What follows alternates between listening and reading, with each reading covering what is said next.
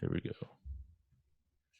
Thanks for joining us today. My name is Brandon Dukeman here with Will Harvey, and this is the Wealth Junkies Show. We've got an awesome guest in store for you today. But first, don't forget to subscribe to the show so that you're not missing any of our daily episodes, and rate and comment so that we know how we're doing and how our guests are doing. And also join us on Facebook at facebook.com/groups/Wealth Junkies. Will, why don't we introduce our guest for the day? Yeah, thanks, Brandon. So today we have Manny Vaya. He is a former computer engineer, the founder and CEO of 2000 Books. That's what he does now.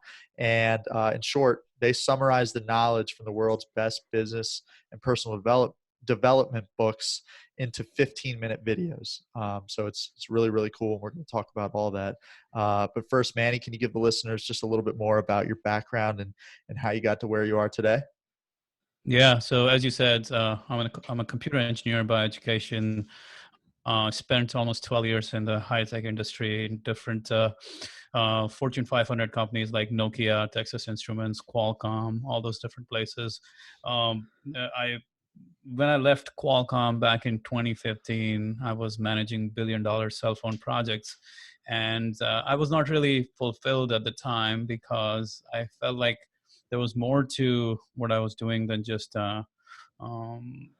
managing some project, some technology project. And I always had this joy, this passion for books in some ways, for learning and growing myself and becoming a better person. And books were the easiest answer. Like, I couldn't find a lot of people who were dedicated to personal development around me when I was an engineer, but books were something like I could always turn to and find answers. So the books always, like, they were always inspiring, all sorts of books on personal development and business. And I think back in, 2009, I came across this book, which has been a game changer for a lot of people. It's called The 4-Hour Workweek. You guys might be Great familiar book. with it. Yep. Yeah, it's Tim one of the Ferriss greatest is ever. awesome. Yeah. So that kind of triggered a lot of the thinking for me that I don't really want to do a traditional tech startup software kind of company. I want to build a business on my own terms that I can dictate. So How old were 2015 is you when at this point? You read that book and you made this realization. 2009, I was 31 at the time. Okay. And it happened because a friend of mine, she gave me the book because she used to see that I was working 12, 15 hours a day as an engineer, as, managing those projects. And she was like, I just saw this title and I think you need this. You need a Yeah. 4-hour work Sounds week, like it. not Sounds like it. 70-hour work week. And that's Right. how it all started. I wish I had come across that book sooner. I wish I had known about this side of life sooner. Wow. That's so true. I mean, like you said, you're spending 12 to 17 hours a day on your job, and that doesn't leave anything to build. And so you said you're in computer engineering by education. Where'd you end up going to school, and how long did it take you to go through school? Yeah, so I have my undergrad degree from India. I Mhm. studied physics there, and then I got my master's in electrical and computer engineering at Rice University in Houston. And that was back in 2002. I graduated back then. And since then, since 2003, from 2003 to 2015, I was in the high tech industry, doing software, doing hardware engineering, doing, managing projects, Mhm. managing large scale projects, all sorts of things like that. So what was your right out of college when you were done with Rice? That's kind of when you got out in the real world, right? Yep. So what was your career path? What was your first job? What were the responsibilities? And then kind of how did it progress from there? Yeah. So it was really interesting. The career path um, evolved in a fashion that I didn't anticipate. After Rice, I took my first job at Cirrus Logic, which was, we used to make chips, microchips for DVD players and things like that. Back in 2003, DVD players used to be cool. Mhm. Yeah, I was gonna say, I don't even know the last time I used a DVD player. What's a Right. DVD player? Yeah. I know most people listening are like wondering what the hell is a DVD player. Um, but yeah, so we used to make chips, and I used to write software. I used to write firmware, what we call assembly code for the lowest level software, lowest layer software for DVD players. And a year and a half after I joined the job, I got laid off. And one of the challenges of being laid off when you are an immigrant, like like I am, um, one of the biggest challenges is when you are on something called an H-1B visa, the high-tech immigrant worker visa. Hmm. You literally have 30 days to find a new job that pays as much as this job, or like that's just as good a job, same profile, similar profile as an engineer. I can't just go take a job at McDonald's. I have to be an Really? engineer. Yes. So 30 days to find a job or leave the country. Holy shit! So Wow. yeah, I had no idea. that's the stipulation, and that really puts No pressure. no pressure at all, right? Wow. So one of the interesting things that came out of it, and it was one of the biggest blessings now that I look back at it, was that I had friends who were also laid off, American friends who had also been laid off around that time, Hmm. and they literally took months and months and months, to like 6 months, 7 months, to find their job, find the next job. But here I was, I had 1 month to find a job or leave the country. Right. And what happened was that it forced me into figuring things out. It forced me to make shit happen when, when others could take it easy. If you are American, you have unemployment benefits. Nobody's going to kick you out of the country. You can take it easy. Hmm. You can take as long as you want Yeah. to No find a rush at job. all. No rush at all. But in my case, 30 days is all I got. And that forced me to do things, as it literally, like, there's a great book called Think and Grow Rich. I don't know if you guys have read it, possibly Yeah. have, right? Oh Yeah. yeah. Yeah. And he talks about the idea of burning your boats. Like, biggest one of the biggest reasons behind great success is a burning desire. And one of the greatest ways to create a burning desire is to burn your boats when you are literally left with no option but this one option. Right. That's the only way to go. So what ended up happening was, within that 30-day period, I got 3 job offers.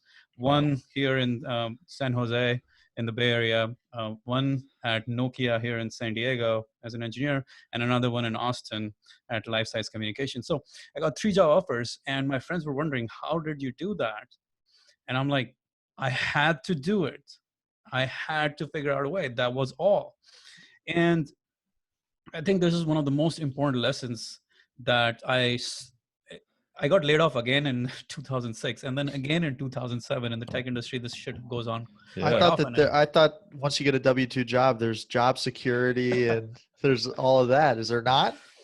Apparently not, right?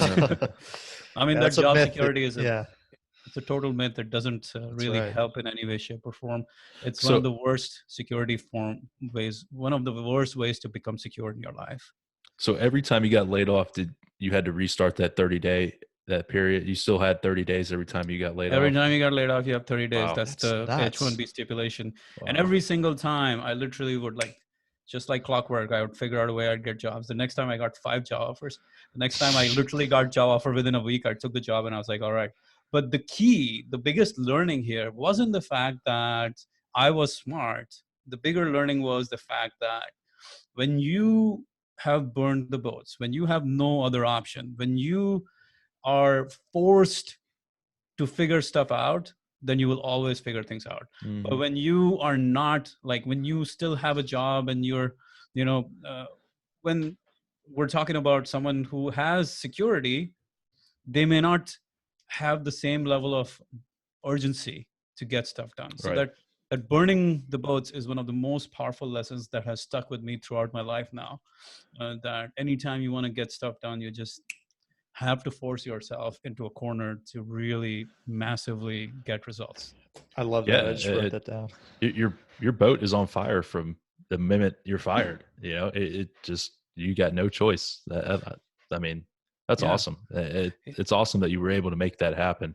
Where most people would be, okay, I lost my job.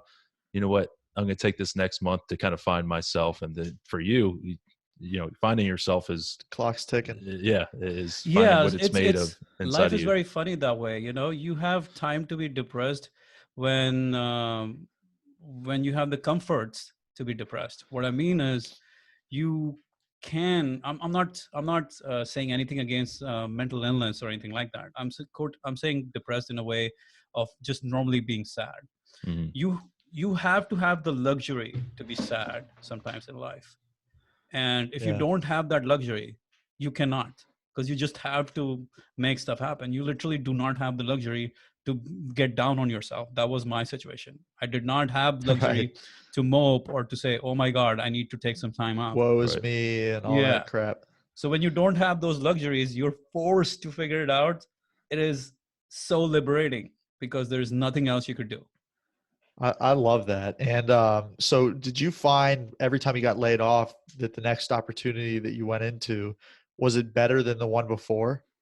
Yeah, it was not only better, it was like I was choosing. Remember, like Mhm. I Yeah. had 3 job offers, then I had 5 job offers. Literally, I had 3 job offers from Qualcomm the second time around, back in 2006 when I was back in 2006 when I was laid off from Nokia. I literally had 3 job offers from Qualcomm, and I declined all 3. But in 2007, when I went back to them because I liked the new job profile better, I got the job in a day because they had already seen that I had declined in the past. But I was like, no, no, no, Right. this time I'll take it because this is the one I really That's want. incredible. So in hindsight, I'm sure looking back, you were like, I should have just quit earlier and went to do something that I enjoyed more to begin with. Got another job or what? Yes, the only challenge, and that's the missing piece of the story between 2009 when I read the book and 2015. What took me so long? Mhm. Why did I wait around so long?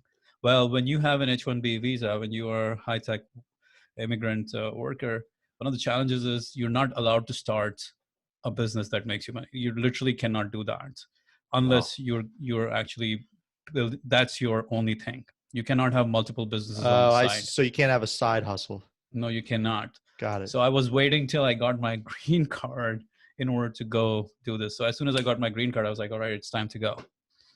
That's Okay. awesome. So were you planning this whole time what you were going to do once you get that green card, or what was going through your head like after I get this green card, I'm doing this? Yeah, I was studying a lot. I was studying books. I was uh, studying business books, studying personal development books, and I was looking at the different possibilities of what I could do.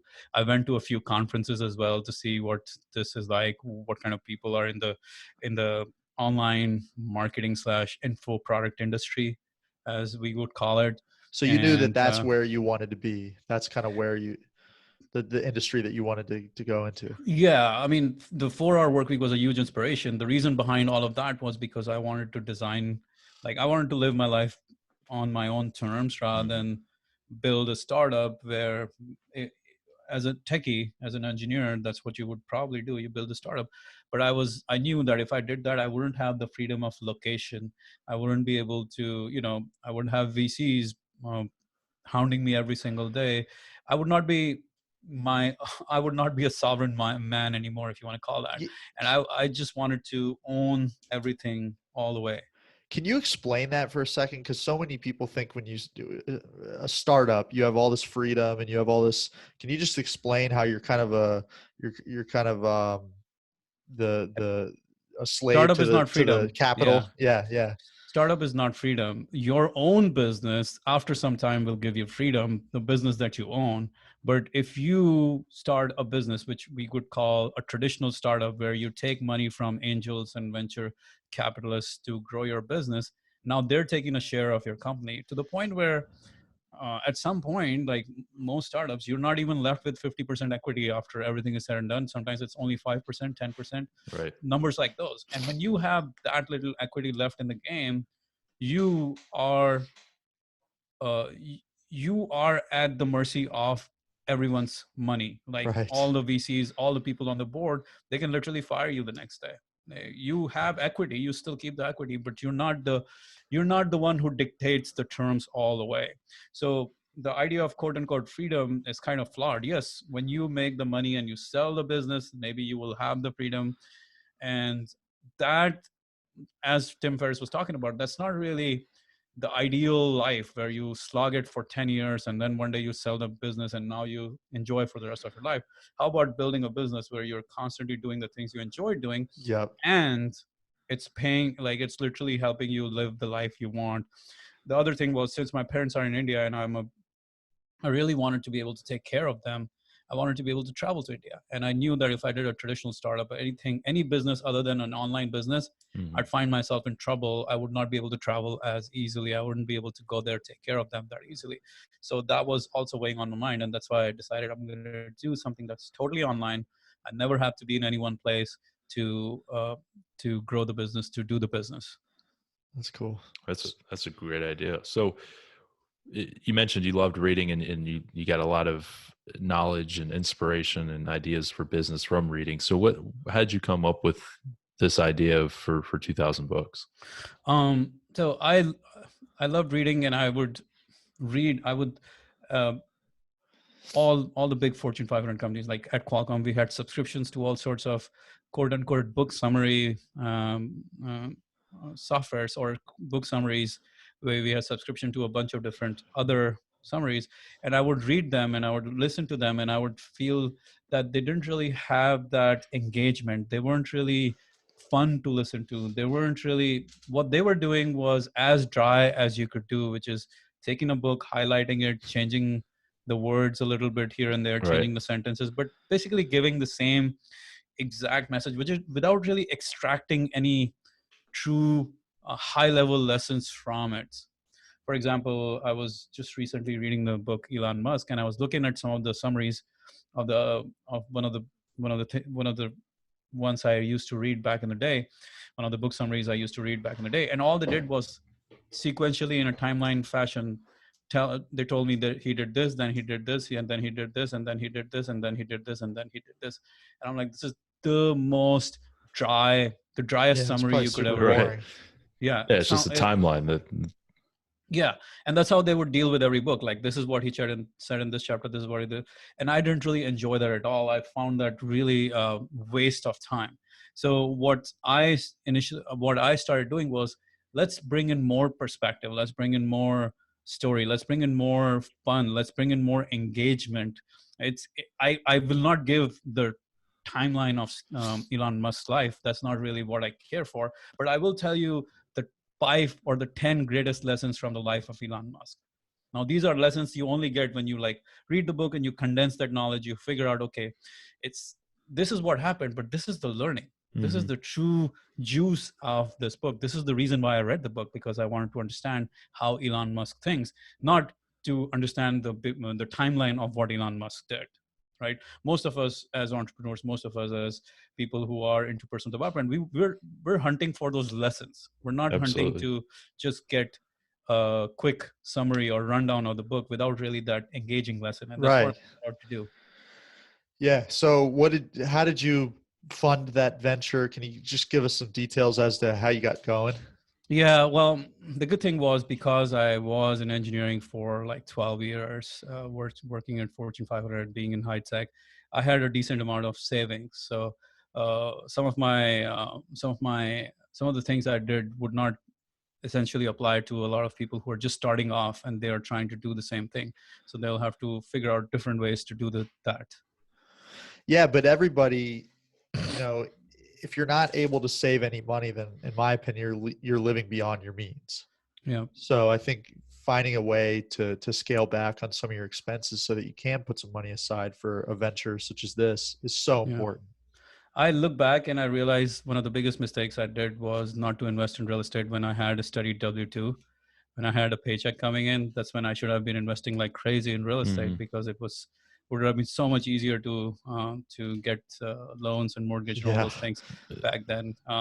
So anyone who can, if you're in W-2, you should be investing in cash flowing properties, so that when you do let go, you have something that's coming in. I say cash flowing properties. I'm sure you guys have your own way of thinking about it, but Yeah, no, we're No, looking it's all about for. cash flow. Yeah, but and just so our listeners know, that was an unprompted real estate insert there, and I think that's one thing that we get a lot of. We're not a real estate show, but most of the individuals that we're interviewing on here, they realize the wealth building that comes from real estate, and I think it's a no brainer with a lot of it. That, like you said, wish you would have done it sooner, or wish you would have done it, and that's just one avenue to create wealth, along with creating businesses and things like that. So, um, yeah. so you use the money that you saved up. what was your plan from there? What was your first steps to creating the business? So my plan was to grow my YouTube channel, Mm-hmm. and I did that initially, and it was growing pretty well. But quickly, one of the things you realize in this business, in the game of content marketing, is that you need large volumes to really be able to effectively do any kind of high volume, to really make money the way you would want to. So What do you mean by large volumes of what? large traffic, that's what you need. Traffic. Okay, You need people, you need you need a viewers.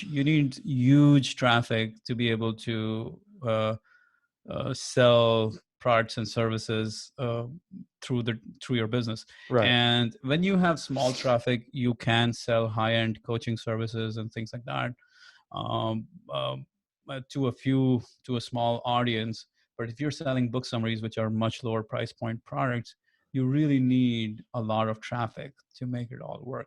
And I did not understand that uh, as simply as I understand it today.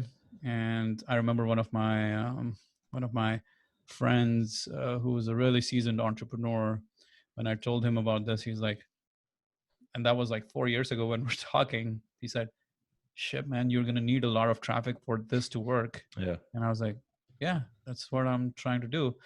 But I did not realize the gravity of that situation until much later, like what it means to get large amounts of traffic to make a business like this work. So how So did? yeah, as I say, go ahead. Well, Well, I think we're going to ask the same question. So, yeah. what did you do to create large Um, volumes of traffic coming through? Right. So the grind, that's when it goes to just simple grind, which is publishing more on YouTube. And I started a podcast, which became a huge part of the business as well. So the podcast and the YouTube combined contributed to building that traffic.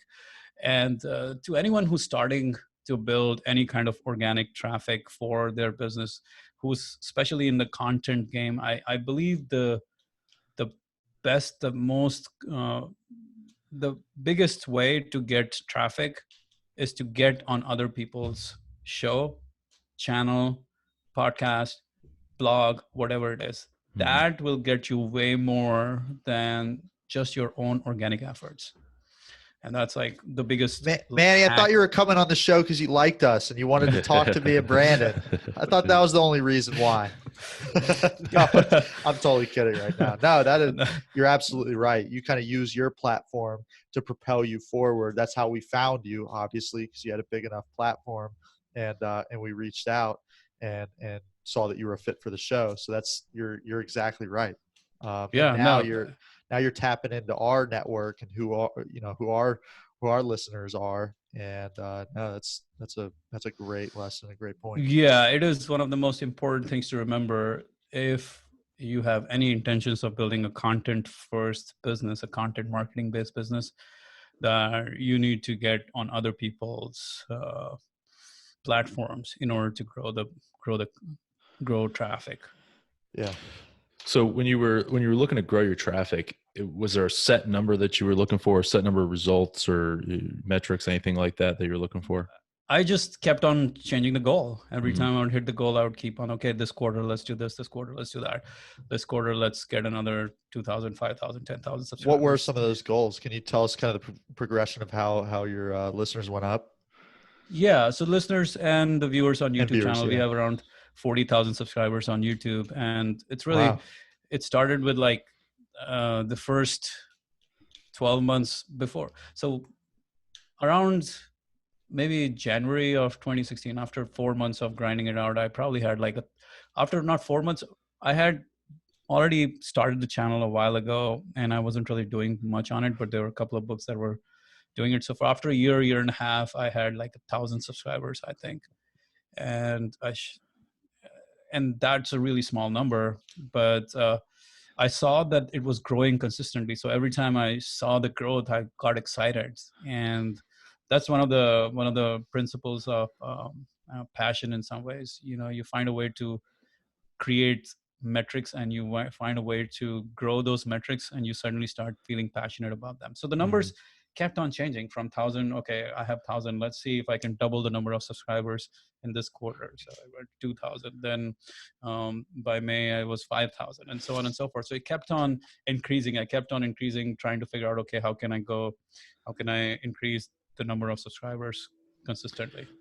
And all the content you're putting out is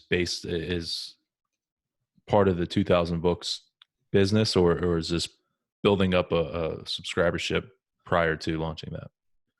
No, there was no subscribership prior to launching it. It was just from from like the most basic grind I could ever imagine. I didn't think it would be such a long grind, Yep. frankly. And I think most entrepreneurs will tell you that nobody anticipated it was going to be that hard, or that was going to be that challenging. As you know, Yeah, somehow you think everybody sees these success stories and like, oh man, it took them 2 weeks to do all this. With not at all.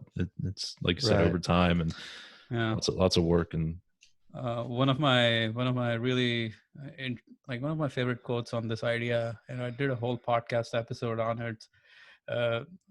It's this guy, like it was the book, I think, The Perfect Day Formula, Craig Ballantyne. He said, success is simple once you figure out how hard it is.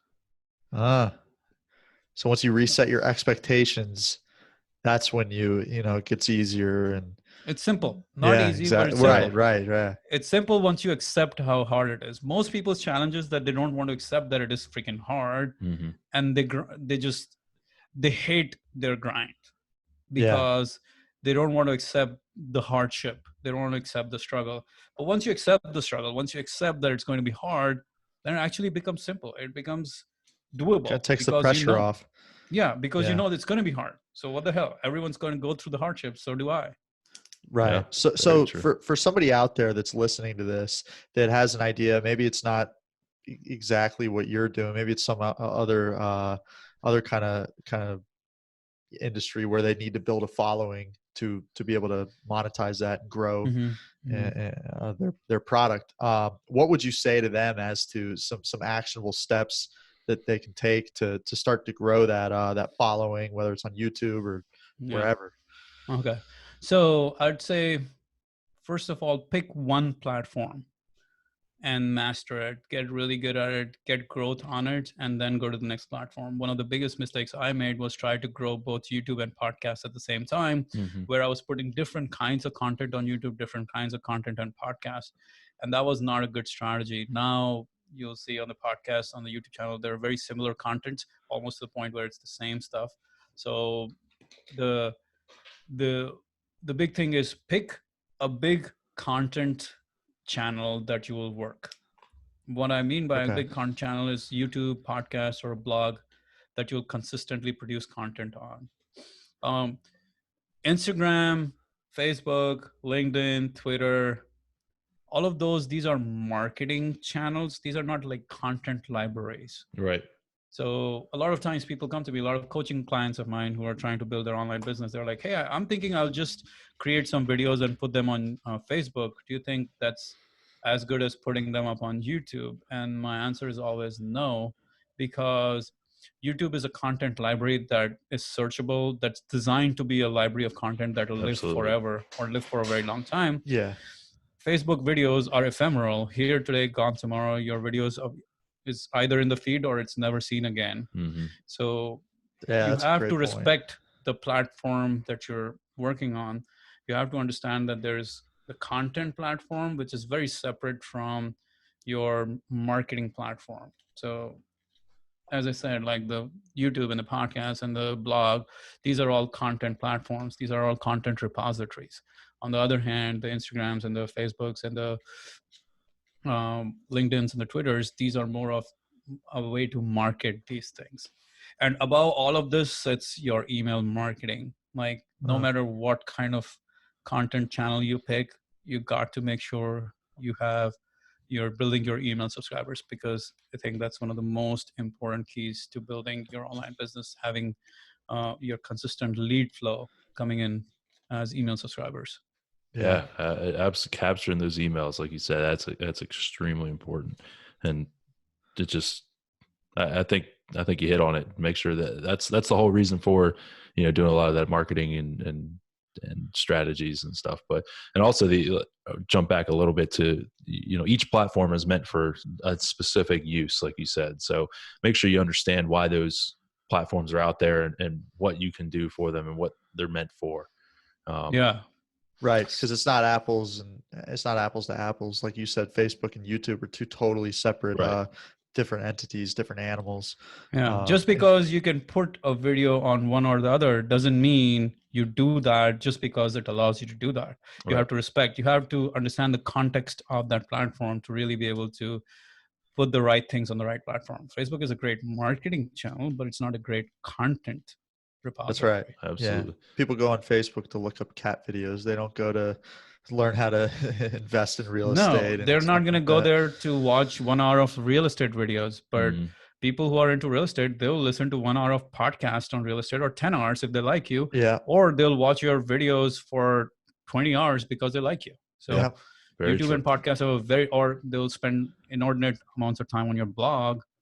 But on Facebook, you will be distracted in no time. You'll be watching the video, and before you know it, there's something else. And I think Facebook average watch time for a video is more like 20 seconds or 10 seconds or something like People that. have no attention span It on sounds about right Facebook. for me too. If I see a video Yeah. that's more than like 2 minutes long, I'm like, I don't have time to watch this video, Yeah, even if I do it's- have the time. But So it's not the platform to educate, to do deep education. Mhm. On the other hand, YouTube average view time for our videos is around 5 minutes, and Wow. podcast average retention for us from Apple, these are the actual numbers as I've seen, is over 80% Wow. That's for awesome. episodes that are going up to 30, 40, 50 minutes.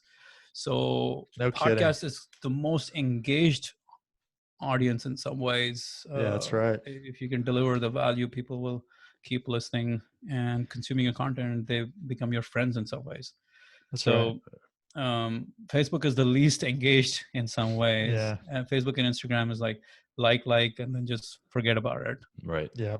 So what are some what's your vision moving forward? What are some things that are on the horizon for you and your company? So with 2,000 books, I've personally read over 1,500 books at this time. Business books, personal development books. Wow. I've summarized probably 600 of those in different So formats. Are Yeah. you, when you're doing the 15-minute summaries of these books, do you have assistants that are doing these for you now, or are you reading these books and then putting So everything it has together? evolved a lot over time. Early on, it was me all the way, Yeah. me reading the book, me creating. So what I do is, like, when I create the summaries, it's not just written summary. I start with a mind map. I start with an outline. I create it visually. So we create video summaries first, and the video summaries that get converted into audio and the written form. Okay. The way now I'm actually hiring. I'm hiring a bunch of people to do the summaries, to do quite a quite a bit of the things that I used to do, Mhm. but I still come in to do the last few pieces that are the most important pieces of the Nice. summarization process. So it's an ever changing game, but right now I'm looking to expand our team to have 7 writers in house who are constantly doing these summaries to the level that I can go in and do very quick versions of what we do. So what we do is we sell courses. We sell courses on very specific topics. Mhm. And that's how we monetize. And when I say course, it's literally a pack of summaries of books on a specific topic. So Okay. let's say productivity. So there's a course that we have called 10x Productivity, where I have literally summarized the world's greatest 50, now 60 greatest books on productivity, time management, goal setting, execution, habits, routines, rituals, all of those things. 60 of the greatest books, all summarized in that course. So it's concentrated and really, a lot more in one area, condensed and and then powerful. yeah, exactly. Cool. And same on mental toughness or social skills or entrepreneurship. So we sell courses like that rather than just say, okay, buy all our summaries. We don't That's do that. awesome. Yeah. Very cool. That's very cool. So now that you're getting the other writers in place, where do you see 2,000 books going in the future? That is the immediate future, is Mhm. getting the Nice. team in place to be able to churn, to be able to do 30 books a month and then move on, 30 book summaries a month, not just reading them but summarizing them, and then moving on to do 60 book summaries a month, like literally launching 2 courses a month, uh, using the power of our team. And that's one of the big parts of one of the big challenges for growing the team right now, and getting the right people on board to do these things, to do a large version of these summaries. Because so far it's just been me. Now I have to literally transfer their DNA over to someone else to show Yeah, them right. how we do what we do. Yeah, I'm sure it's tough trusting people to Yep. Yeah, start handling your trusting, business. training, delegating, and really having them, like, literally downloading your way of thinking into their minds. It's a Mhm. process. It's not a one day That's right. thing. It takes effort to train them on those things. Yep, for sure. That's exciting. I mean, if you can get to 60 books a month, that'd It's be huge. incredible. Yeah, So yeah. So then we're basically in line with some of the biggest book summary businesses, but still keeping our DNA and still doing it the way we like to do it, right. and that would be fun. Yeah, that's awesome. Well, Manny, we're going to jump into our moments of truth section here. It's the same 7 questions that we ask all our guests. And the first one will be, who is your success role model? Hmm. Man, I thought hard about this question. I think Ben Franklin is one of those guys that I really look up to. I've been a big fan of Benjamin Franklin for all the amazing things he has been able to accomplish in this world, was able to accomplish. And there's good reason why he's on the $100 bill, not the $1 bill. Right. This is a first. We've never heard that one Yeah. before. We've heard Elon Musk and all those guys, but Elon is great. Ben Franklin yeah. has a different, like, he accomplished in so many different areas. It's mind-boggling. I don't know if you guys know. For the listeners, I want to tell a little bit about Ben Franklin because I'm such a fan. He retired at the age of 38 or 40. He was a big-time real estate investor. He had his own printing press business. He was the Postmaster General of U.S. He invented the lightning rod. He was one of the first diplomats. He was the first diplomat to France. He was one of the only few people who signed the Constitution and the Declaration of Independence. And he was the Postmaster General of America. And I mean, it's Wow. crazy. He got some Like, stuff done. he got stuff done more than I have ever, like, I literally cannot fathom how much this guy got done. That's That's wild. that's a great success role model. Yeah. I Yeah. like that answer. Yep. What is your biggest success? The biggest success to me was when I think 2 years ago, my mom was struggling with depression majorly. It was a severe episode. And instead of me focusing on my, like, running, so I was in India at the time when she was going through that. And instead of just saying, okay, I'm going to go focus on my business, I have to go back, I literally stayed with her for 3 months to get her back on her feet. And that was, to me, the biggest success. Not the That's really fact cool. that all the money I've made from the business or everything else Mhm. I've done, but the fact that I was able to take care of my mom while I was still running my business. And that was the essence of everything that I do. Like, I would never have had that freedom if I was at a job, Right. if I was a Absolutely. Yep. W-2. No They would have chance. fired my ass if I said, hey, I'm going to be somewhere else for 3 months. But I was able to take care of my mom, who's like the dearest person in my life. Absolutely. That's That's really amazing. cool. Yeah, it's like you said, you would never had that freedom. That's awesome. Yeah. Yeah. So what does a typical day for you look like? The typical day starts with my quick morning routine and then getting into reading and summarizing books. Monday, Wednesday, Friday are my lifting days, my gym days. So that's like 3 to 5 p.m. is my gym. The other days are my running days. So that's later in the evening around 6 p.m. I liked you when you said your lifting days and then you threw in the running days. And I was like, not even, running is not my thing, but Running is, yeah, I enjoy running more yeah, than a lot of other activities. So yeah, really, I would say around 8 a.m. is when I get down to business, and 8 to I try to work in large chunks of uninterrupted time as much as possible. Nice. And that's yeah, reading books, summarizing Love it. books is my life. Cool. What's your favorite quote? Um, Okay, so I'm gonna give you a little preface before I tell you the quote, because otherwise it wouldn't mean anything. Um, so as you said, a lot of people look up to Elon Musk on your show. They think Elon Musk is one of the greatest, and I agree. He's one of the greatest entrepreneurs. There was a time he started SpaceX back in 2002, and in 2008 is finally when they launched their first successful rocket, the Falcon that they launched. And a reporter asked him, uh, when you started SpaceX in 2002, did you really believe that you were going to be successful? So most people, everyone would be like, yes, I believed we would be successful. That's why I started this business. Elon Musk said, no, I did not believe we were going to be successful. But then he said these golden words, which I think about a lot these days. He said, if something is really important to you, you must do it, even if the most likely outcome is failure. Wow, that's good. I Yeah, love that, that means especially a given lot. the context. Yeah. So I'm going to repeat that because, someone might not have heard it. Yeah, please do. If something is really important to you, you must go after it, even if the most likely outcome is failure. Now, there's a lot of things going on here. The reason, what he's saying is, when your cause is that important to you, you cannot care whether you succeed at it or not.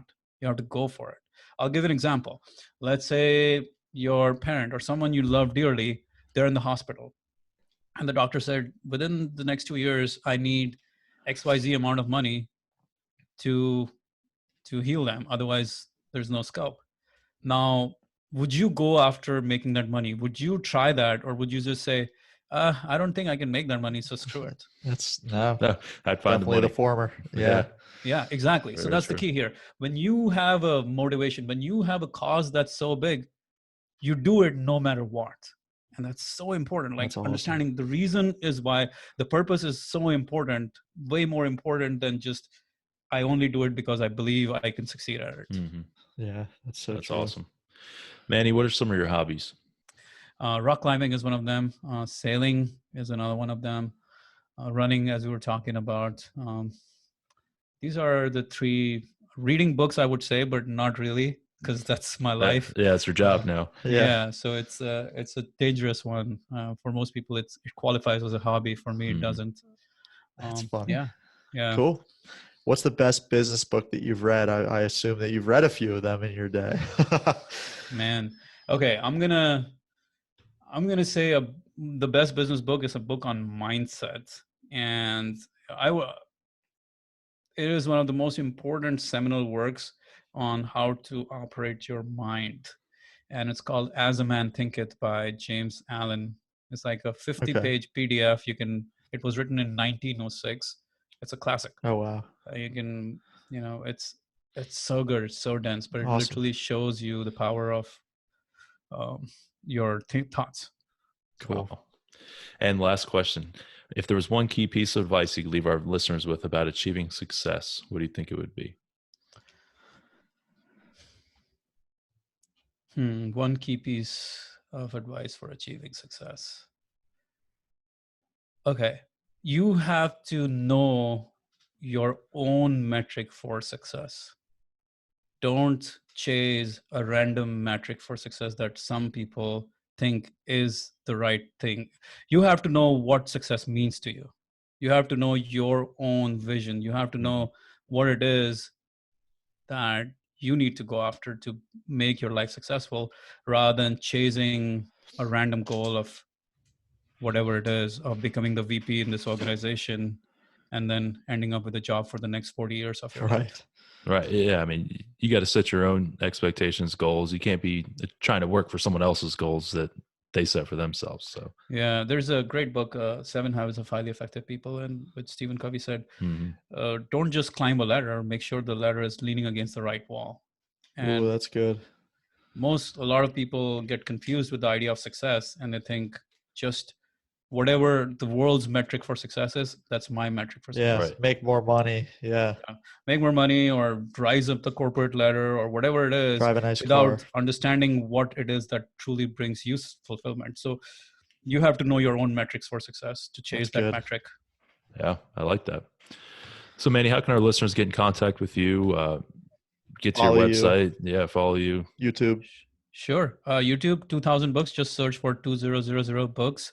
And same podcast. You guys are listening on a podcast. So 2000 books, 2000 books.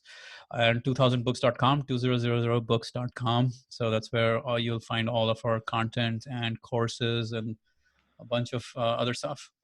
That's great. Wow. I have over 200.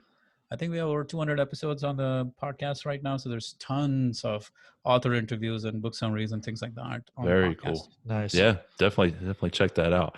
Well, Manny, we appreciate you being on the show today. You provide a lot of value, and I learned a lot from you too. So Yep. that's what the exciting part about some of these interviews is I get to learn along with everybody else. So, and for our listeners, don't forget, subscribe to our show on Wealth Junkies, and so you don't miss any of the daily episodes, and rate and comment. So Manny knows how he did today, and we can spread the word. And also join us on Facebook at facebook.com/groups/Wealth Junkies. Again, Manny, we appreciate you being on today. Hey, thank you very much, guys. Yep, thanks, Manny. Excellent interviewers. Thank you. Appreciate it. See everyone tomorrow.